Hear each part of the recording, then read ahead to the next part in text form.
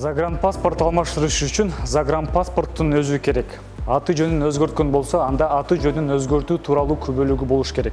Загранпаспортту жоготуп алган учурда туулгандыгы тууралуу күбөлүгү сөзсүз болуш керек. 18 жашка чыга элек балага загранпаспорт алуу же болбосо мөөнөтү бүтүп алмаштырыш үчүн баланын туулган тууралуу күбөлүгү загранпаспортто мурда алган болсо жана ата-энесинин паспорттору керектелет. Эгерде баланын ата-энесинин бирөөсү чет өлкөлүк жаран болсо, анда анын паспортунун орус тилинде котормосу жана нотариус тарабынан күбөлөндүрүлгөн макулдугу керектелет. Эгерде ата-энесинин бирөөсү оригинал паспортун бере албаса, нотариус тарабынан күбөлөндүрүлгөн макулдугу жана паспортунун нотариалдык көчүрмөсү керектелет. Эскертүү: ID паспортка тапшырыш үчүн Кыргыз Республикасынын аймагында жарандын катталгандыгы тууралуу маалымат болуш керек жана бардык документтердин оригиналдары керек. Көчүрмө жарабайт. Толук маалыматты элчиликтин расмий сайтынан алсаңыздар болот. Ассаламу алейкум, урматтуу мекендештер, урматтуу жердештер.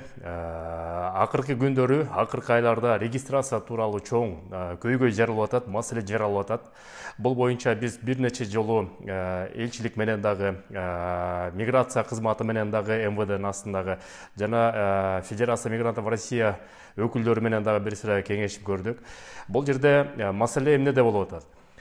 Эгерде биздин жаран официалдуу түрдө иштеп, официалдуу түрдө жашаган жерине регистрация турса, толук мүмкүнчүлүк регистрация жасаганга бар.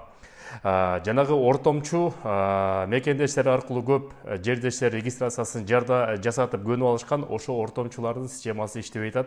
Анын иштебей жаткан себеби силерге жасап берген эмгек келишими бул базада жок. Анын аркасынан налог да төлөнбөйт, соцотчисление да төлөнбөйт. Ошонун негизинде регистрацияны узартууга мүмкүнчүлүк болбой атат. Кече күнү элчиликтин консулдук бөлүмүнүн жетекчиси Манас мырза айтып кетти. Бир сыйра биз элчилик тараптан дагы Россия Федерациясына кат жөнөтүп атабыз, суранып атабыз. Мурдагыдай эле юридикалык иштеген жерге регистрацияны турууга бизге уруксаат бериңиздер деп. Азырынча Россия тараптан бул жаатында жаңылык жок. Ошон үчүн элчилик да күтүп жатат. Жаңылык болсо элчилик дагы кошумча айтыш керек. Андан тышкары Федерация мигрантов Россиянын президенти Вадим Викторович Каженов бир сыйра айтып кетти. Регистрацияны официалдуу түрдө жасаганга аракет кылыңыздар. Мурдагыдай система эми тилекке каршы иштейби, иштебейби азыр дагы белгисиз. Адаттагы көнүп алгандай эле ортомчулар аркылуу системадан уже алыстай баштаңыздар. Колдон келишинче квартира алып атканда дагы квартиранын ээси менен сүйлөшүп регистрацияга катталышым керек деп, эгерде ээси катталууга койбойм деп атса, анда участковыйларга кайрылсаңыз да болот. Себеп деген ошол каттоого коюуга алар мажбур, эгерде силер ал жерде өлчөмдүү эле киши жашасаңыздар. Бирок билебиз, көп жерде мекендештер бир нече киши болуп квартирага жашайт. Ошон үчүн көп квартиранын ээлери дагы ошону билбейт.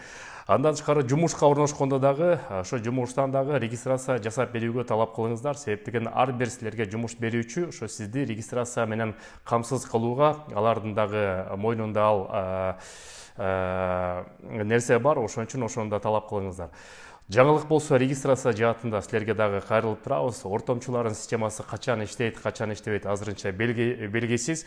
Ошон менен биргеликте көп мекендештер мошенниктерге кабыл алаттыр. Көп мекендештерди мошенниктер официальный эмес, мыйзамдуу эмес регистрация жасап, же базада жок, ошону дагы эске алып, тааныштарга кайрылыңыздар. Сак саламат болуңуздар. Жакшы жаңылыктар болсо сиз менен бөлүшөбүз. Көрүшкөнчө.